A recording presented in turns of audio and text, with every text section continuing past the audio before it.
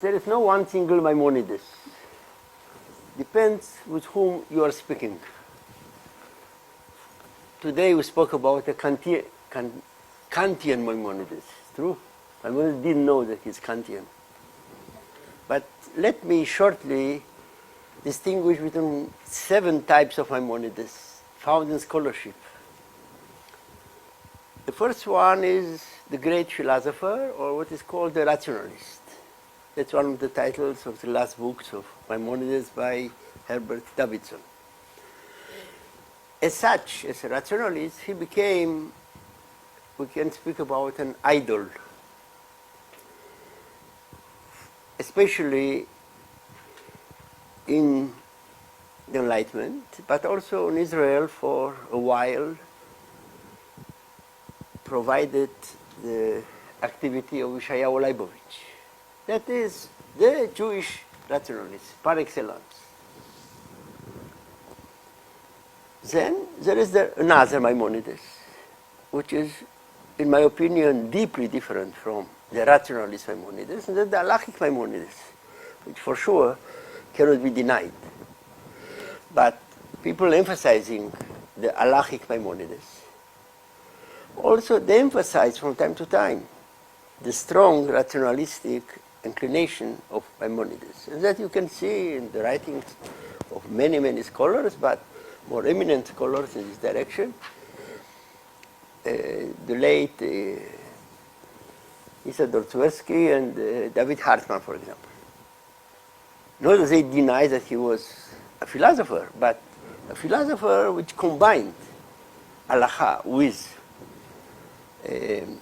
philosophy, and then his philosophy is actually framed within the frame of halacha. So there is also an esoteric Maimonides,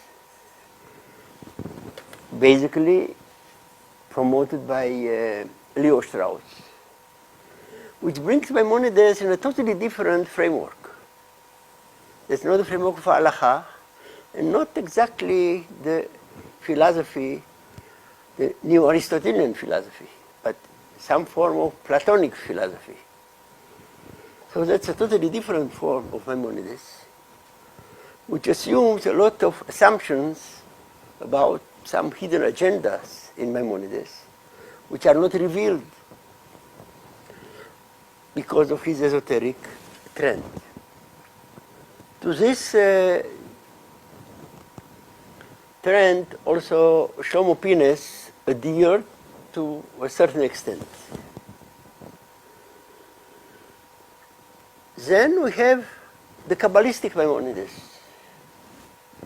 About this I shall speak a little bit more in a moment. Kabbalists claim that he was a Kabbalist. It's very easy to claim, very difficult to prove. But that we have such a phenomenon is quite evident since the 13th century. And as we're going to see in this lecture, that is very, very important even in the Enlightenment. Shlomo Maimon. Would I know that there are so much scholars of Shlomo Maimon? I would speak only about this, but nevertheless, I shall mention at the end Maimonides as an introduction to Kabbalah. That Shlomo Maimon, a great Maimonidean by any parameters. Then we have a magical Maimonides. Epistles written by, allegedly, Maimonides, where he's functioning exactly inverse from what he's writing in his original, genuine writings. Astrology, magic, usage of divine names. Believe me, there were lectures about Maimonides, a magician. Last year, some 2 or 3 months ago, in Jerusalem, by a scholar. The great magician Maimonides, that is the title of the lecture in Mishkanot. You have seen it. So that's not my invention, not only the invention of the scholars. I would like not to elaborate about this issue. But to put it very shortly, only a great magician could convince the Jews that they are rationalistic monotheists. You must be a magician to be able to perform something like that. So, and there is the skeptical Maimonides of the late Pines, Shlomo Pines, claiming that what's important in this context is that Maimonides, to a certain extent, despaired about the possibility to know very important issues in his philosophy, following basically a fragment from a book of Al-Farabi, in which is denied the possibility of union with the agent intellect. And that is the skeptical Maimonides. I am going to speak about something different, but nevertheless, that's a category. After Pines printed the article, there was a reaction to it by the late Professor Alexander Altman. I still believe there is a strong point in this assumption that Maimonides ultimately didn't believe in a structure in which we can know the most important things we should know. So all those views are basically found in scholarship. And the question is, what happens here? So without entering in too many explanations, my basic assumption is that Maimonides, being a very great figure, producing a lot, and I'm speaking about only the original Maimonides, not what was attributed to him, changed his mind. And everyone could find in one or another phase of his something that fits his, her scholarly interest. Or to put it more bluntly, Maimonides was a useful figure. You have an institute here. So you can see how useful Maimonides can be, but it was even more useful for different camps in Judaism who appropriated his figure for their interest. But that is the point I would like to emphasize. It's not a matter of forgery or very, how to put it, violent interpretation. But the problem is that there is nothing like Maimonides, given the fact that he developed over a period of many years and wrote a lot and changed his mind, which is natural. Even more so when he contradicted himself all the time. Everyone can find his Maimonides in Maimonides. That's Maimon, for example, is a good example. That Maimonides was very useful, not only for him, but also for the Jewish community in Berlin.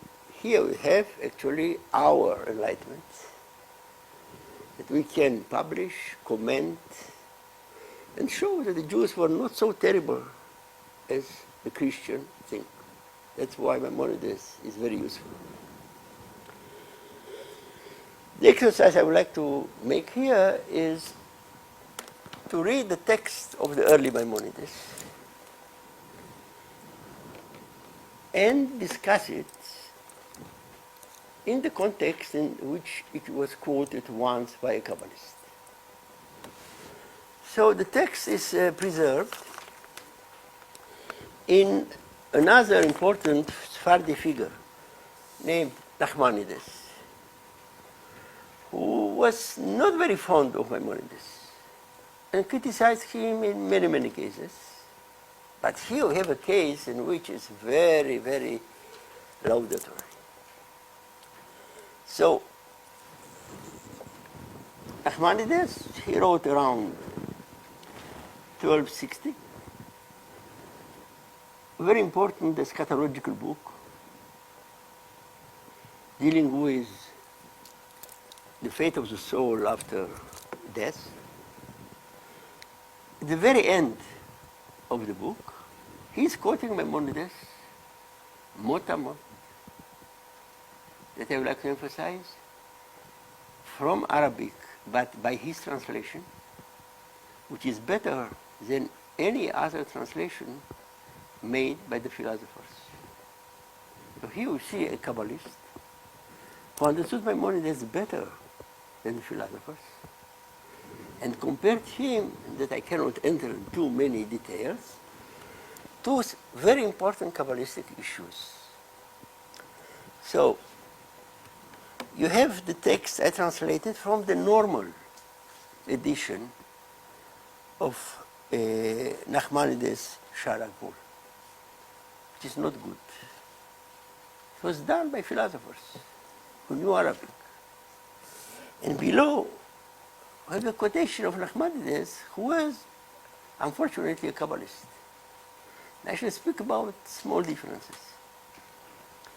So, in the world to come, our souls intelligize some secrets of the Creator, just as they intelligize in this world some secrets of the stars and spheres or more. Here is the young Maimonides, very confident, not the skeptical one, to continue the same issue post-mortem as we did it already here. Maimonides was less confident. And thus did the sages said, in the world to come there is no eating or drinking, but the righteous are sitting in their diadems and on their head, and they enjoy the splendor of the Shekhinah. That's a text from Brachot, a very mythical text, reinterpreted by Maimonides in a moment in quite a philosophical way. The meaning of the locution, their diadems are on their head, is the existence of the soul by the dint of the existence of the things she knows. Meaning, there's no diadem. No one is sitting there.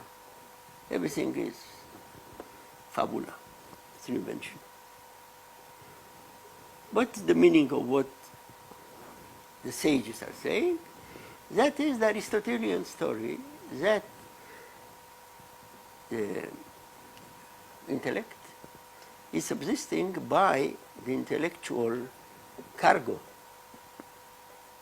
that the intellect is able to acquire. So someone acquiring more exists more, if you like.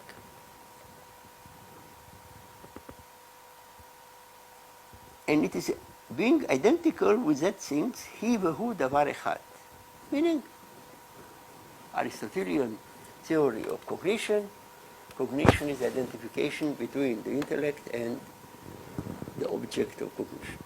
However, the formula used here, hi b'hu davar echad, is a formula known in rather mystical context. In a moment I shall speak more about it. As those among the philosophers who understand and said on this issue, and it takes long to explain it.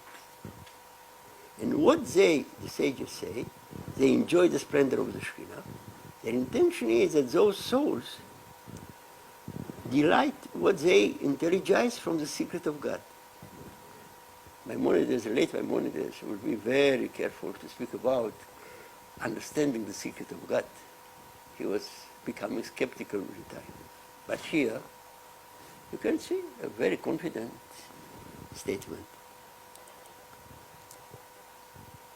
As the holy living creatures, Chayot HaKodesh, and the other groups of angels delight when they intelligize and they know something of the secret of the creation. Therefore, the good retribution, Hagmul Atov, and the aim of the intention is that man should comprehend the supernal retribution, Hagmul Ha'elyon, and will enter in that category. And the existence of the soul would be endless, like the existence of the Creator, etc. he's speaking too much about the soul for a new Aristotelian. But the young Maimonides was a little bit more positive about it. However, the problem is that this translation, made by a philosopher, a translator, missed a very important point, and that is the soul enters post-mortem in what's called the supernal pleroma. That's not found here. In Hebrew, Molo Elion. That's a translation of an Arabic term from the Quran. That was not understood by the philosopher, and they translate. There are several translations, everyone another translation. Chevra Eliona, supernal company, or something like that. The only one who understood it correctly is Maimonides. He knew Arabic. He read the Arabic text of the commentary on the Mishnah, and that's the way he is translating. I'm reading very fast. מה יקרו דברי הרב הגדול רבי משה ז"ל? That's a very laudatory tone. They are very, very excellent, what he's saying. I believe there's no other parallel to it in early Kabbalah to speak about Maimonides. How dear are his words. במילות קצרות וארוכות שכתב בזה העולם בפרק חלק. That's his reference from where he translated. כי בעולם הבא ישכילו נפשותינו שם מסודות הבורא. What I read here was translated already earlier. It's nothing totally new, with the exception of a crucial term which was missed by the philosophers, and that is Hamalo Ha'elyon, on the next page, the first line. El Hamalo Ha'elyon, and that is for sure the best translation, paralleled by the Quran and by several Arabic philosophers, which means that the soul is joining other type of existence named Amalo Ha'elyon. Now, for Maimonides to find the text Amalo Ha'elyon was a great excitement. Why? Because in the early Kabbalistic text, we have such a term. The term is a little bit different, not Melo, but Malé, which means the pleroma. You can imagine Maimonides reading Maimonides and finding the term that is found already in the book of Bahir that he revered. And for him it is actually a good reason to say how excellent are the words of Maimonides. What Maimonides is doing, he's framing Maimonides. You know, a quotation he's bringing from the book of Bahir, which is a Kabbalistic book, and then quoting Maimonides, and then quoting again the book of Bahir. He doesn't have to say that he's a Kabbalist. It's quite evident for every reader that Maimonides, by using the term Malo Elyon, is parallel, confirming, adhering to whatever, however you put, to what is written in the book of Bahir, conceived to be by the scholars the first Kabbalistic book, which was one of the major sources of Maimonides' Kabbalah. Now, is this a falsification? Is this a mistake? Or it is what I'm calling a framing, meaning you frame the text in the way you like. From this moment, he's telling your story. Not because he would like to falsify. He didn't want to falsify. On the contrary, he translated more carefully the text of Maimonides and the philosophers. I don't know if the philosophers were aware that it's from the Quran or from other philosophers. I'm going to, in a moment to quote. I don't know if the reader is aware, but in any case, you read in a major Kabbalistic figure an accurate translation where you can find the text which may be influenced, text, maybe the Arabic text, that may be influenced, the book of Bahir. And the correspondence between Kabbalah and Maimonides is quite evident. Now, Maimonides is not very innovative on this issue. A parallel is quoted here immediately. And there are many other parallels among Arabic philosophers. Al-Razali, I brought Al-Razali for, in a moment we'll see why, but that's also in Sina. It's a normal view in Arabic philosophy, but in a moment I shall qualify it. So you can see in Al-Razali, and at the moment of death, when he would detach himself from the body and the obstacle was removed, then the delight will be complete. You see, almost word by Maimonides. And the way will be revealed. That is not so regular Maimonides. You have only in Shmona Prakim revealed. And the happiness will last forever. And he will adhere to the supernal pleroma, which is an angelic structure. And will become a companion to the angels insofar as the nearest to the true one, a nearness that is not of place but of rank. Meaning, to be very close of God, very nice for Al-Razali, who was a mystic.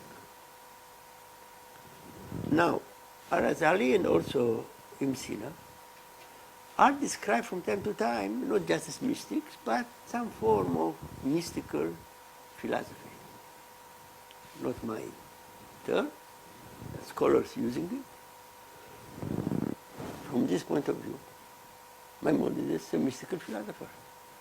If you are going to read the ways in which scholars like George Vaida, to a certain extent also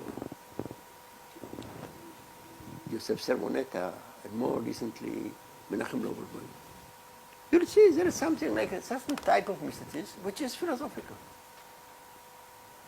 And this is the type of mysticism. They don't include this text, but following them in studies of David Blumenthal, you can find the assumption that Maimonides was actually a mystic.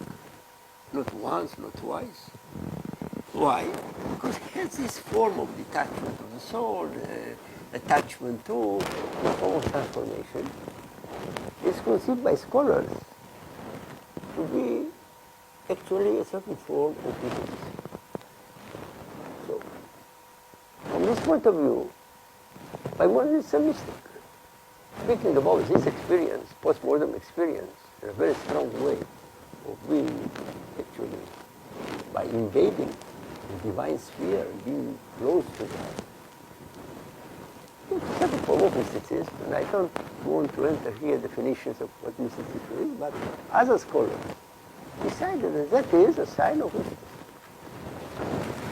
Another example that I didn't quote here, I'm going only to tell you very shortly, even more radical. So when a Kabbalist is saying Maimonides is a Kabbalist, he could bring, if you like, receipts, you see. This term is found in the book of Bahir, and that's a very important term. Maimonides is using it, and that's obvious. A scholar could say, yeah, for sure, he was a mystic in the way other Arab mystics were, and there's no reason to deny from this text, and also from some other texts, the mystical dimension. Now let me move to a more recent example of Maimon. So Maimon, the great rationalist, the great skeptic, whatever you like, who called himself Maimon, using Maimonides' name. How did the young Maimon consider Maimonides? First quotation in the text found still in manuscript.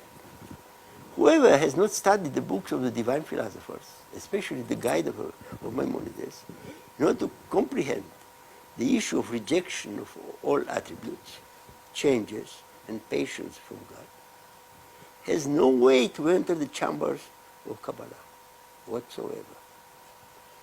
His gate should be closed and not open. So what is Maimonides for him? The young. Before he became Maimon.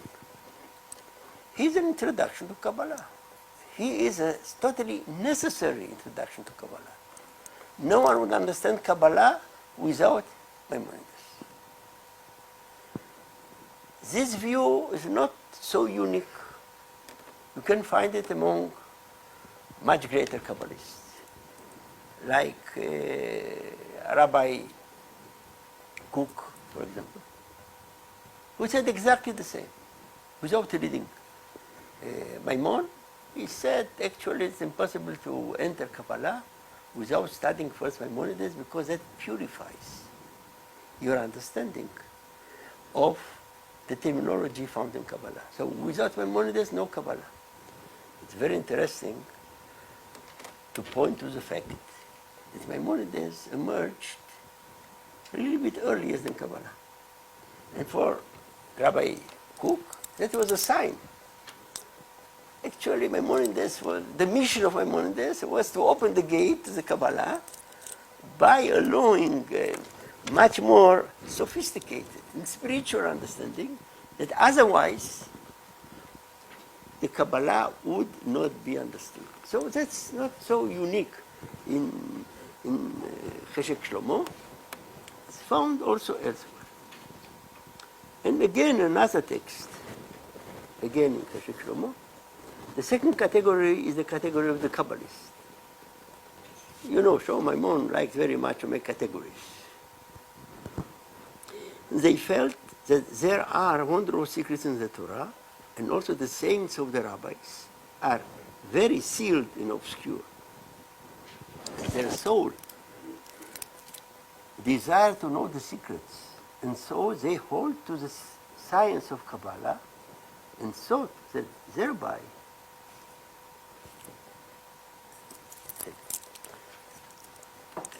they reach their final intention. I mean, the Kabbalists believe that they understand Kabbalah.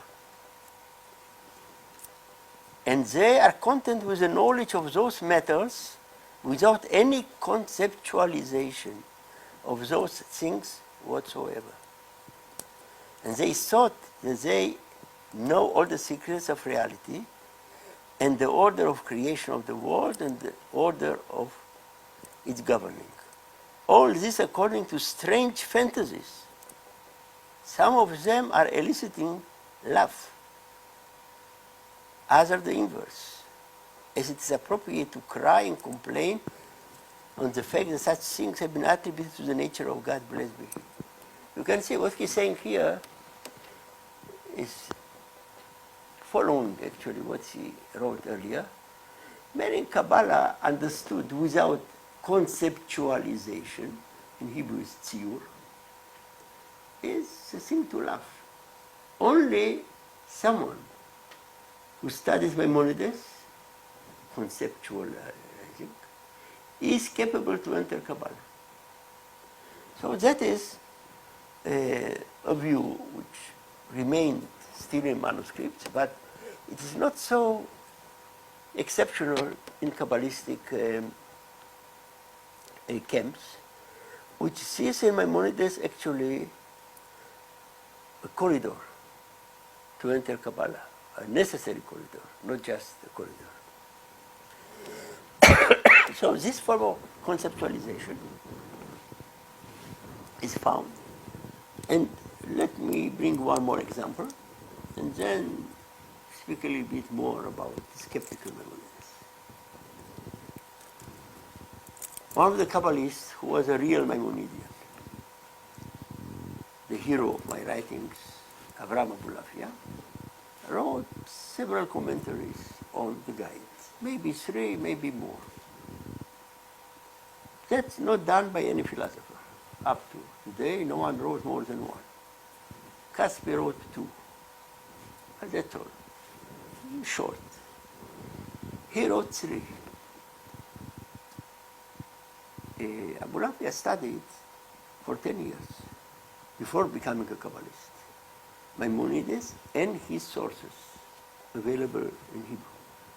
Aristotelian, Al-Farabi, Averroes. So he was a good Maimonidean before he became Kabbalist. In 1260 to 1270, he was a pure Maimonidean. According to his own testimony, he was laughing as a Kabbalist. And then at a certain moment something happened, less important. He started actually to interpret Maimonides more Kabbalistical, meaning according to a variety of techniques of interpretation, very radical, more radical than whatever you can find in Europe up to Derrida, including Derrida, claiming that Maimonides, that's the way to understand Maimonides, that Maimonides himself thought that that's the way to be understood. So that prima facie is craziness. To interpret Maimonides according to combinations of letters, as he did, that's something insane. He did it by claiming to be a Maimonidean, meaning when he became a Kabbalist, he didn't desert the camp of the Maimonides, not at all. He still taught Maimonides to his students, up to his death. His claim was that he received some secrets, orally, apparently coming from the mouths of Maimonides. And he's writing commentaries on the secrets. Those 3 commentaries didn't attract the attention of scholars of Maimonides or philosophy. Here you have the single exception is sitting here, Professor Zev Harvey. He's the only one who quoted a text from one of those commentaries. I can understand them. You open one page, you see what's going on there, very difficult to continue later. So Abulafia claims that his matter of interpretation, in a moment I shall speak about the result of interpretation. The matter of interpretation is found in Maimonides. He is bringing several times quotations from Maimonides. You believe the quotations are there or not? You think they are not there. Maimonides didn't indulge in this type of commentary. But the fact is that they are there. But scholars don't see them. They are found in the text of Maimonides. I shall give just one example. In the Guide of the Perplexed 243, Maimonides is taking a word in Hebrew, hovlin, changing the order, bochalin, and saying that's the way we should understand the secrets of the Merkabah. Not just one example, but that is a certain form of principle to understand no less than the most important metaphysical issue. The secret of the Merkabah. I really don't understand what's going on in my mind. Not a fake. That is found there in all the editions.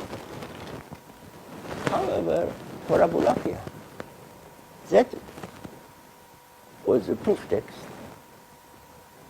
for an approach which liberates the reader from the more allegorical type of interpretation used by Maimonides, and could allow to a Kabbalist to apply the same method in other places. For sure, this interpretation done by Abulafia is mistaken. The moment I should qualify it, is mistaken. However, the principle is found in Maimonides. And with the exception of a speech Professor Harvey gave once, I didn't hear anyone who asked the question what's going on here. How Maimonides can say that by changing the order of letters, someone can extract secrets of the Merkaba. So, for sure, Abulafia took a detail and exploited it to the maximum. The question is this exploitation misinterpreting Maimonides? That is the real question. To say that he used those techniques which are where the Maimonides wouldn't accept, with the exception of what I mentioned here, it's very easy. Much more difficult is to say to what extent Abulafia's commentaries are divulging a dimension of Maimonides' hidden thought. You understand me? The technique is an exaggeration taken from Hasidei Ashkenaz, that Maimonides won't even read their books, no doubt. However, the problem is a different problem, a philosophical problem. He makes a series of claims, Abulafia.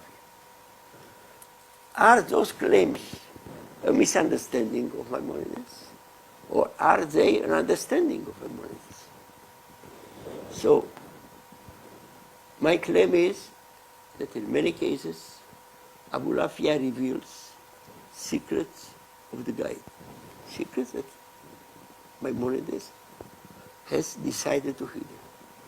How he arrived to it by what he claims that he received a tradition of the secrets, or the technique, that's another story. I don't believe he received the tradition, oral tradition from Maimonides, despite the fact he claims so. For sure, the technique of interpretation is not Maimonidean. But those are accidental stories. The story is, for example, if he interpreted Maimonides correctly, he is the first interpreter of Maimonides in writing a commentary, with the exception of Shmuel Tibon, the notes of Shmuel Tibon. And he makes claims by using Maimonides' texts and quoting different chapters and comparing them. He has done some form of work. And now I'm coming to the last 5 minutes, to the skeptical Maimonides. So what can you imagine Abulafia revealed? A Kabbalist. What can he reveal? Some form of, how to put it, traditional form of Judaism, conservative form of Judaism, national form of Judaism, like all the other Kabbalists. So you can say, if this is the fact, that is total misinterpretation of Maimonides. So my claim is that's not the case. If we analyze the content of the commentaries, and not only of the commentaries, also in other writings of his, Abulafia is not a Maimonidean. He's a radical Maimonidean. Meaning, even things that Maimonides didn't write. And in my opinion, none of his other commentators or followers dare to say are conceived by Abulafia self-evident. I should give some examples in order to understand that it's not an easy story. For example, what do you think about the paradise? Is the traditional paradise, according to Abulafia, a real mythical place where? No, he is taking from Maimonides the sharply allegorical interpretation of paradise. It's a mode of cognition. And we're ready to say, actually, the paradise is now here. The world to come is not coming post-mortem, like in traditional Judaism. But it is the moment of contemplation or adherence, or it doesn't matter how you are looking at it, that we achieve now here. I don't believe that Maimonides, I don't know exactly what he thought, but I'm sure he wouldn't protest too much. He would say, look, that is crazy. That is against the rabbinic vision of the paradise. How do you can say something like that? The paradise is found now. This night I enter the paradise and I return.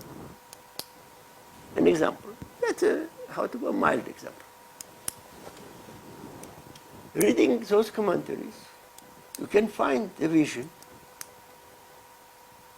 of a language as a natural language, including Hebrew.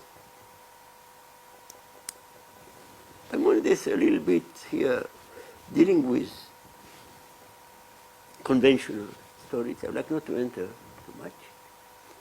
But for Abulafia, Hebrew language is the language, the ultimate language, but not the language we speak, but the principles of language. Something like Chomsky. Meaning there are consonants, there are vowels, there are combinations of letters. That is Hebrew.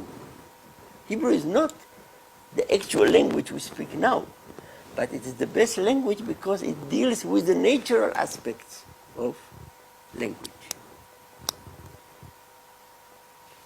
Questions like, what's the nature of the Torah, the Jewish people?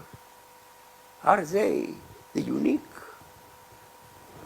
how to put it, choice of God? Or that's a mythology? If you're going to read more recently studies on Maimonides, especially by Professor Menachem Kellner, you will see Maimonides was a great universalist.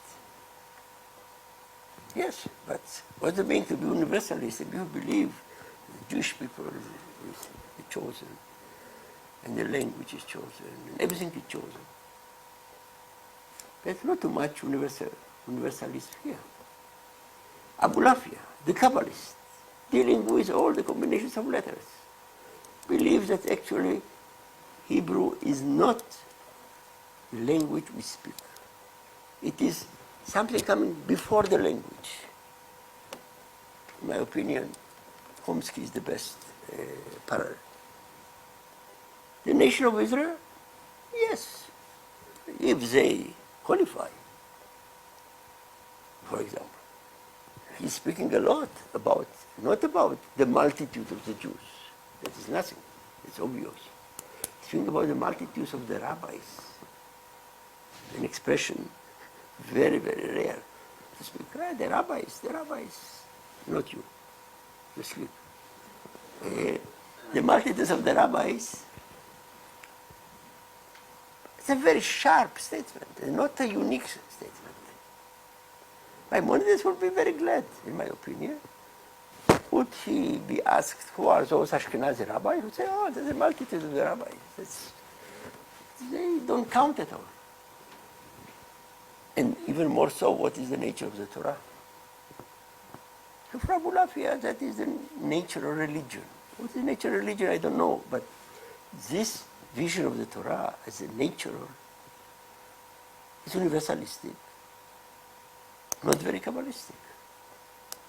Which means skeptical elements in Maimonides about the uniqueness, spatial status, were radicalized maybe by Abulafia, maybe not, and divulged in very blatant language. Because he believed at the time of the Messiah, there's no reason now to play games, like Maimonides did. For him, Maimonides played games, and he has hidden the real message of his thought. And Abulafia thought that the more, how to put it, skeptical approach to the most cherished values in Judaism. The most cherished values should be critical, and he is very critical of the rabbis, not only Ashkenazi rabbis. And if that skeptical Maimonides is revealed by Abulafia, your institute can easily deal with skepticism. So, in my opinion, a Kabbalist was more skeptical than the philosophers. I read some commentaries on Maimonides. All of them are relatively traditional. Caspi a little bit here, there, saying something, afraid not to be caught by the authorities. And a Kabbalist could be more faithful to Maimonides by being skeptical about the most important values,